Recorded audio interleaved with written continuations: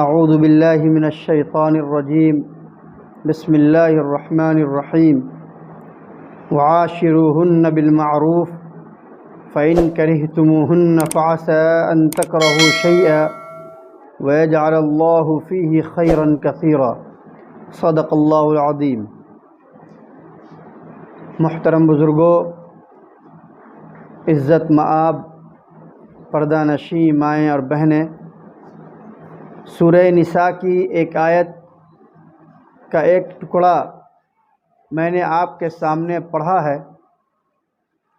اس کا ترجمہ یہ ہے کہ اے مردو، تم اپنی بیویوں کے ساتھ اچھی طرح سے گزر بسر کرو، اور اگر تمہیں ان کی کوئی بات ناپسند ہو تو تمہیں معلوم نہیں کہ اللہ تبارک و تعالیٰ نے اس کے اندر بہت سے خیر بھی ڈال رکھی ہو۔ یہ آیت سورہ نساء کی ہے۔ قرآن پاک کے اندر عورتوں کے حقوق کو خاص طور پر بڑی تفصیل کے ساتھ بیان کیا گیا ہے، اور اس کی وجہ یہ ہے کہ جس معاشرے میں اللہ کے نبی صلی اللہ علیہ وسلم تشریف لائے تھے، اس دور میں عورتوں کا کوئی مقام نہیں تھا۔ صرف عرب کے اندر نہیں بلکہ پوری دنیا کے اندر عورتوں کی کوئی حیثیت نہیں سمجھی جاتی تھی، کسی مذہب کے اندر بھی نہیں تھی، نہ کسی پوری دنیا کے اندر عورتوں کا کوئی مقام ہی نہیں تھا۔ بہت زیادہ ان کو کیڑے مکوڑے کا درجہ حاصل تھا، ان کو برائیوں کی جڑ سمجھا جاتا تھا۔ عرب کے بعض قبائل میں اگر کوئی معلوم ہوتا کہ بچی پیدا ہوئی ہے تو پیدا ہوتے ہی باپ اس کو قبر کے اندر زندہ گاڑ دیا کرتا تھا۔ یہ ماحول تھا جس میں اللہ کے نبی صلی اللہ علیہ وسلم کو اللہ تبارک و تعالیٰ نے رحمت للعالمین بنا کر بھیجا۔ چنانچہ آپ نے خاص طور پر ان طبقوں کے لیے حقوق متعین فرمائے جو بہت کمزور تھے، دبے کچلے تھے، ان میں یتیموں کا خیال۔ اسی طریقے سے عورتوں کے حقوق کو قرآن اور حدیث دونوں میں تفصیل سے بیان کیا گیا ہے۔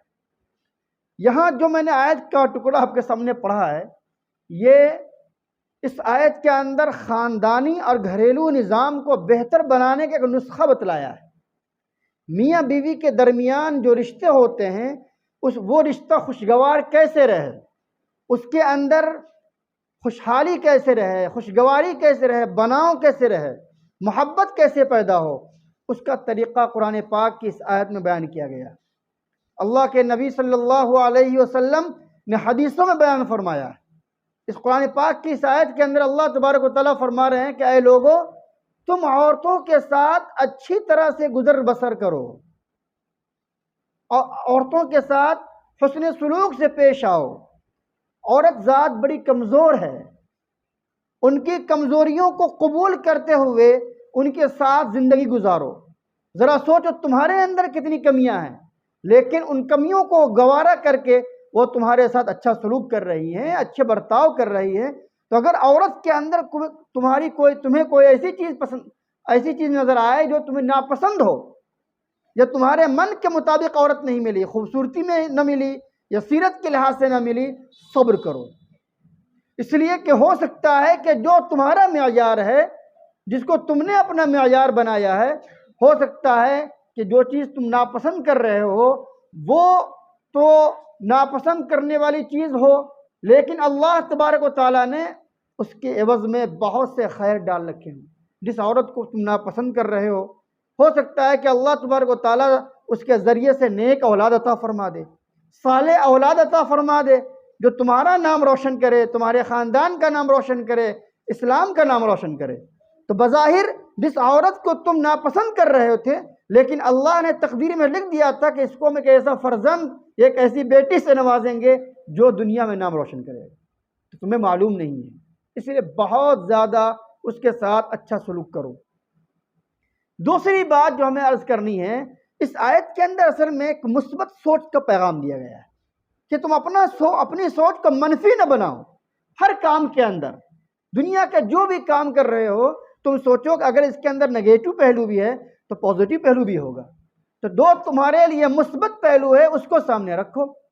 اللہ تبارک و تعالیٰ نے ہمیں خوب نعمتیں دے رکھی ہیں، یہ پازیٹیو پہلو ہے۔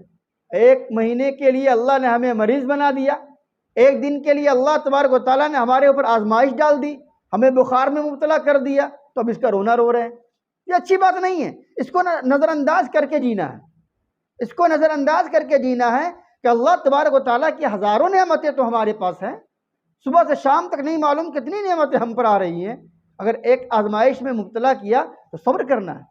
ایسے ہی بیوی کے اندر دیکھو کہ اگر اس کے اندر ایک کمی ہے تو بہت سی خوبیاں بھی تو ہیں، وہ تمہارے ساتھ ہمدردی کرتی ہیں، تمہارے رنج و مصیبت کے اندر شریک ہوتی ہیں، ہر طرح کے پریشانیوں میں تمہارا ساتھ دیتی ہیں، تو آخر وہ تمہارے لیے شریک حیات ہیں، رفیق حیات ہیں، تو پھر ان کو قبول کرنا ہے۔ کوئی بھی خامی ہو تو ان کو خامی کو بیان نہیں کرنا ہے، اس کے ساتھ اچھا سلوک کرنا ہے۔ اللہ کے پیارے نبی صلی اللہ علیہ وسلم نے ارشاد فرمایا، خیرکم خیرکم لأہلی وانا خیرکم لأہلی، لوگو تم میں سب سے بہتر وہ ہے جو اپنے بیویوں کے حق میں سب سے بہتر ہو، اور پھر فرمایا کہ میں اپنے بیویوں کے حق میں سب سے بہتر ہوں۔ نمونہ بتلایا کہ دیکھو میرا نمونہ، مجھے اپنی زندگی کو کیسے گزارنا ہے اس کا نمونہ میری ذات میں موجود ہے۔ دیکھو میں نے 9 بیویاں کو کس طرح گزاری، ان کے ساتھ کیسا برتاؤ کیا، ایک بیوی کو کبھی کوئی شکایت نہیں ملی۔ حضرت عائشہ فرماتی ہیں کہ اللہ کے نبی صلی اللہ علیہ وسلم کا ارشاد ہے کہ آپ نے کبھی بھی کسی خاتون پر ہاتھ نہیں اٹھایا، کسی خادم کو پٹائی نہیں کی۔ آپ غور تو کیجئے، یہ آپ کی بیوی کہہ رہی ہیں، آپ کی زوجہ مطہرہ کہہ رہی ہیں، اور آج ہمارا حال یہ ہے کہ ہم بات بات پر بیوی کو پیٹتے ہیں، ان کو زد و کوب کرتے ہیں، ان کو لان تان کرتے ہیں۔ اللہ کے نبی صلی اللہ علیہ وسلم نے ایک حدیث میں ارشاد فرمایا، تم میں سے کوئی کسی اپنی بیوی کو لان تان نہ کرے، اس کے چہرے پر نہ مارے، اور فرمایا اگر کبھی ان کو سزا دینے کی نوبت آئے اور یہ تم یہ چاہتے ہو کہ اس کی ایک سزا یہ بھی ہو سکتی ہے کہ کچھ دن اس سے الگ رہا جائے، تو اس کا طریقہ یہ ہے کہ گھر الگ مت کرنا، بستر الگ کر دو، گھر ایک ہی رکھو، ایک ہی گھر کے اندر تم الگ بستر پر سو، وہ عورت دوسری بستر پر سوئے، یہ ان کو جو نفسیاتی چوٹ لگے گی وہ برداشت نہیں کر پائے گی، اس کو خود بخود راضی ہو جائے گی، تمہارے پاؤں پکڑے گی اور تم سے راضی ہو جائے گی۔ یہ اللہ کے نبی صلی اللہ علیہ وسلم نے فرمان دیا ہے۔ آج ہماری صورتحال کیا ہے؟ آج ہم گھر کے باہر بہت اچھے ہیں، اب سارے اخلاق دوستوں یاروں کے لیے ہیں، محلے والوں کے لیے، رشتہ داروں کے لیے ہے، لیکن جب گھر کے اندر آتے ہیں تو اس طرح منہ بنا کر آئیں گے اور اس طرح غصے میں آئیں گے کہ بیوی کانپ رہی ہوتی۔ یہ غلط طریقہ ہے۔ اللہ کے نبی صلی اللہ علیہ وسلم کے بارے میں آتا ہے کہ ازواج مطہرات فرماتی ہیں کہ جب آپ گھر تشریف لاتے تو مسکرا کر آتے، مسکراتے ہوئے آتے، مسکراتے ہوئے آپ اپنے گھر کے اندر داخل ہوتے، آپ کی بیوی بھی آپ سے بہت مسکرا کر ملتی، اور گھر کا کام کاج کرتے، کچن کے اندر ہاتھ بٹاتے۔ آج اگر ہم میں سے کوئی اپنی بیوی کا کچن میں ہاتھ بٹا دے تو لوگ تانے دیں گے کہ نہیں معلوم یہ کیسا ہے، یہ بیوی کی خدمت کر رہا ہے۔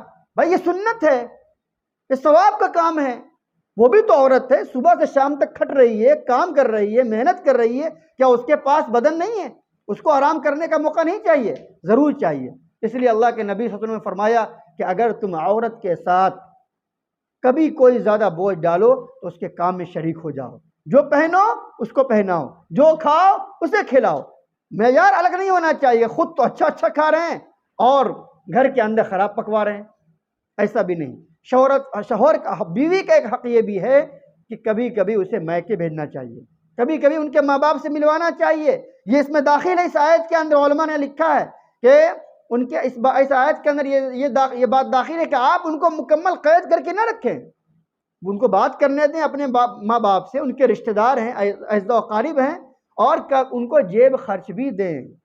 علماء نے یہ لکھا ہے کہ ہر مہینے ان کو جیب خرچ بھی دیں، ان کے پاس رشتہ دار ہیں، ہر وقت آپ سے مانگتے پھر اچھی بات نہیں ہے، آپ مہینے کے اندر اپنے حیثیت کے مطابق کچھ نہ کچھ دیجئے، یہ بیویوں کا حق ہے۔ یہ ہے اسلام کے اندر عورتوں کا ایک پورا سسٹم، ان کو عزت دیا، ان کو ملکیت نہیں دیا، ملکیت نہیں سمجھا۔ پہلے زمانے میں کیا تھا؟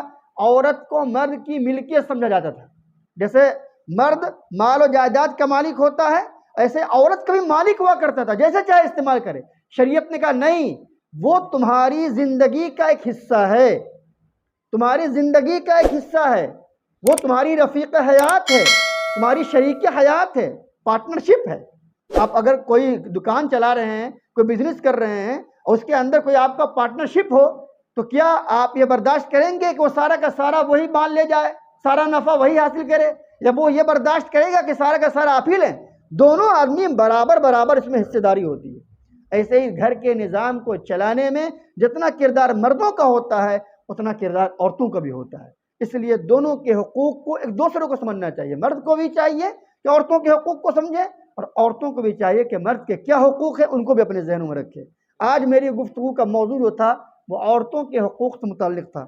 مردوں پر کیا عورتوں کے حقوق ہیں، انشاءاللہ کل وہ ایک آیت آ رہی ہے اس کے ضمن میں بیان کی جائے گی۔ اللہ تبارک و تعالی ہم لوگوں کو عمل کرنے کی توفیق عطا فرمائے۔ وآخر دعوانا ان الحمد للہ رب العالمین۔